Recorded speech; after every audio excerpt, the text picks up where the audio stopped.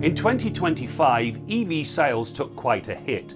Plug-in hybrids? Well, they managed to hold their own. However, self-charging hybrids, those that don't need to be plugged in to enjoy the added fuel efficiency and the battery, well, they grew in popularity. With that in mind, we took the collective wisdom of the driving team and came up with 5 key categories and the leaders in each. Now we're going to kick things off with this, the Hyundai Elantra.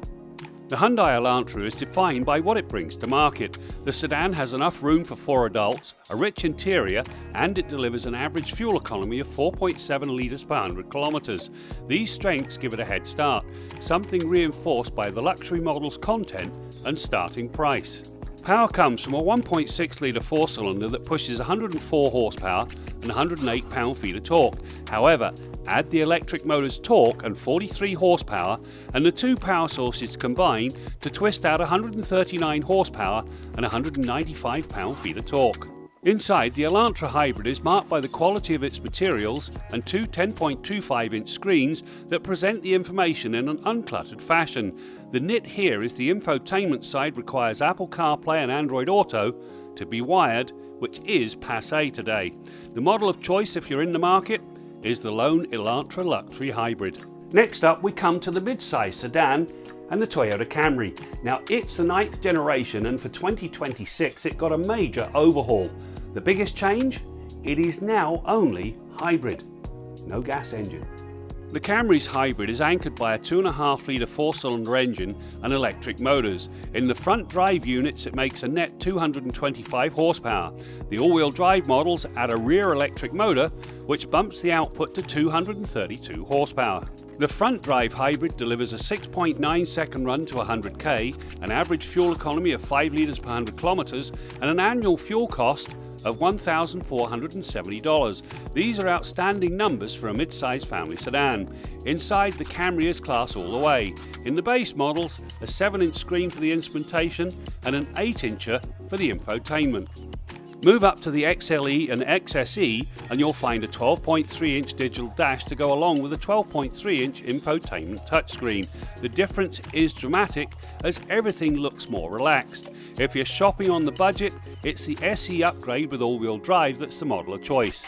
If you fancy some finery, push the boat out and take the XLE. Next up, we take a look at one of the most popular categories in Canada, the compact crossover. Now in this case, we're looking at the Toyota RAV4. Again, it was totally reworked heading into 2026, and again, it joined the Camry in becoming a hybrid-only offering.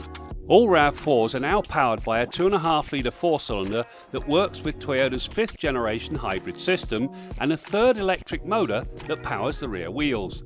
Here in Canada, all RAV4s get all-wheel drive. The combination delivers a net output of 236 horsepower. This brings a run to 100k in 7.7 seconds, an average fuel economy of between 5.5 and 6.2 litres per 100 kilometres. Now these are, again, outstanding numbers. Inside, it's a tale of quality and touchscreens. It starts with a 12.3-inch digital dash and a 10.5-inch infotainment touchscreen. Both are large and functional, however, if you want more, the XSE and Limited increase the infotainment side to a large 12.9-inch touchscreen. The model of choice here is the RAV4 XLE. It gets the basics along with some niceties like a power driver's seat, heated steering wheel, wireless phone charging and front and rear park assist. Now we turn to large crossover, in this case the Hyundai Palisade. It was totally reworked for 2026. New looks, new interior, but more importantly, an all-new hybrid option. The 7 or 8 seat Palisade Hybrid is powered by a 2.5 litre turbo 4 and 2 electric motors housed in the 6-speed automatic transmission. With everything on song, the system twists out 329 horsepower and 339 pound-feet of torque at 1800 RPM. This brings a run to 100 km/h in 7.3 seconds and a towing capacity of up to 2268 kilograms. The all-wheel drive system powers the front wheels for better efficiency, but proactively sends power rearward whenever needed. In the end, the Palisade Hybrid has an average economy of 8.1 litres per 100 kilometres and an annual fuel cost of just $2,430, which is a massive plus for a large crossover.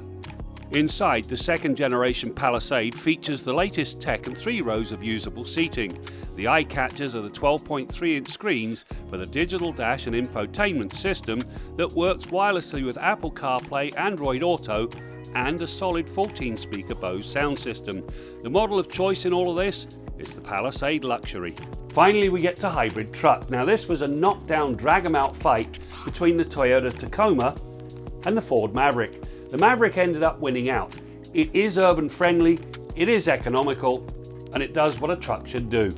The Maverick Hybrid is a fuel miser that arrives with a Super Crew cab and a 4'6" box. Under the hood is a 2.5-litre engine and an electric motor that works with an electronically controlled, continuously variable transmission.